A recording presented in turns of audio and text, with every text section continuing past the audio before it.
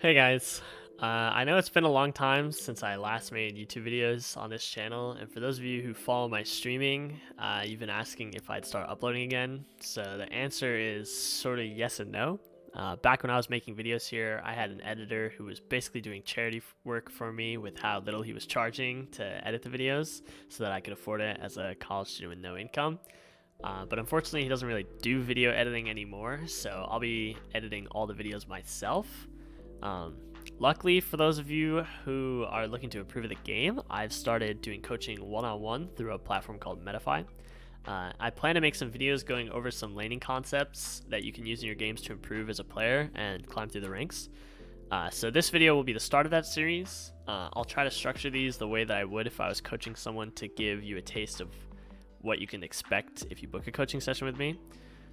If you want to book a coaching session, you can check for session types and prices at my page at metafy.gg/AIZO or IZO. Also, like everyone else, I have to pay rent somehow, so if I can make this channel and coaching help me pay for my rent, I can have more time to pay or to make content for you guys. So if you'd like to see that happen, make sure to like, comment, and subscribe. And let me know what other educational videos you'd like me to cover, or if you have any questions, just feel free to comment down below. I'll answer any questions you have. With all that out of the way, let's get to the video. Okay, so the theme of this video is trading stance. So we are going to be going over a game from the 2020 World Semifinals between Ornn and Jax in the top lane. So the general theme of this lane is that Ornn loses the early game versus Jax. Jax will be pushing towards the Ornn because he is stronger than Ornn level 1, level 2, and level 3. So knowing this, Ornn has to find ways to find CS and, not just get bullied out through the lane. And so Ornn is going to use trading stance in order to make his laning stronger, and I'll show you how.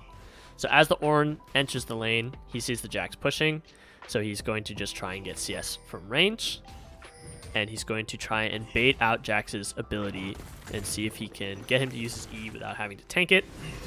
Jax uses E, and now this is the part of the lane where Ornn knows that he is safest. Jax has just used his E, which is his main trading tool at level 1, in order to push out the Ornn and punish him with a little bit of HP trade.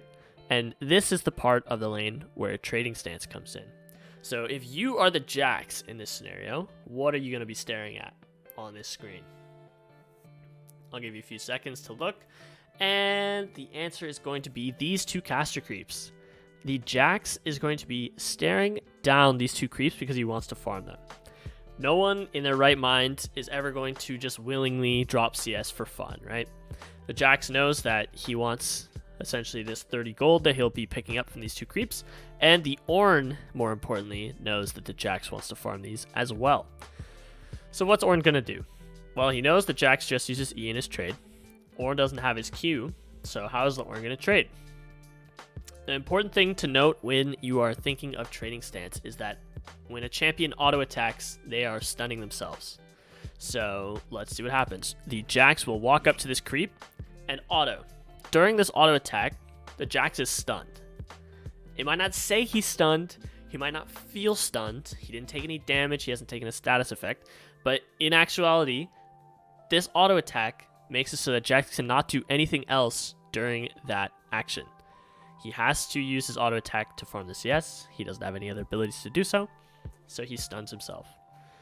Now, Ornn wasn't close enough to punish him for autoing this one, but he will get close enough to punish the Jax for autoing this next caster creep, and this is called trading stance. The Ornn knows, since Jax is going to be stunning himself, Ornn has a free timer to walk up and auto attack Bin in the face. And how sick is that? The Ornn in a losing matchup gets to deal a free 76 damage, proc grasp, get an auto attack, just do anything he can to fight back. And there's nothing the Jax can do if he doesn't want to drop the CS. That is trading stance. And you'll see Ornn use this throughout the rest of the lane. So as each of these creeps get low, the Ornn is going to keep an eye on not only the CS that he wants to farm, but the CS that Jax wants to farm. You'll see as this melee creep gets low, Ornn positions himself in order to punish the Jax for farming this. He's going to throw the Q in order to defend his melee creep, so that if Jax wants to farm it, he will have to tank the Ornn Q. And he does. While he does still get the CS, he has been forced to take a free Ornn Q of damage that 369 basically didn't even have to work for, because he's trading on correct timers. Now, why would you want to use Trading Stance other than it being really cool? So if you throw like an Ornn Q out just willy-nilly when there's not a creep that the enemy is going to be going for, they can just sort of dodge it, and it's more of a 50-50 chance of if you'll hit or not. You know, it's just how good you are at predicting their movement. But when you are using Trading Stance, you know where the enemy has to go if they want to farm something. So if you miss most of the time, at least while you miss, you're forcing the enemy to not be able to get that CS that you're trying to stop them from farming. So if you miss and they don't farm it, it's a win. If you hit and they do farm it, it's also a win. Now, if you miss and they do farm it, you probably aren't doing the Trading Stance right. You're either mistiming when you're using your abilities, mistiming when you're walking up to auto attack them.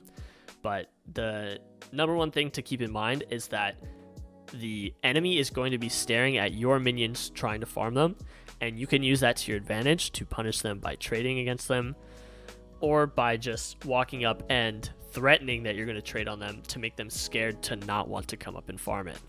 So we will watch Ornn do this a few more times so you can get the hang of what he's trying to do.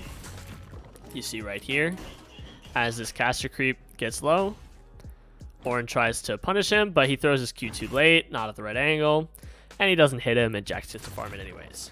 But that's the general idea of how Trading Stance works. And yeah, that's basically it. Some things to note, though, is that Trading Stance works really well. It works against every champ, but some champs are more dangerous to use it against. For example, if you're against a champion like Riven, and Riven sees this melee creep really low, right? She might want to go and farm it, but the thing about Riven is she can use her Q to farm the creep while attacking you.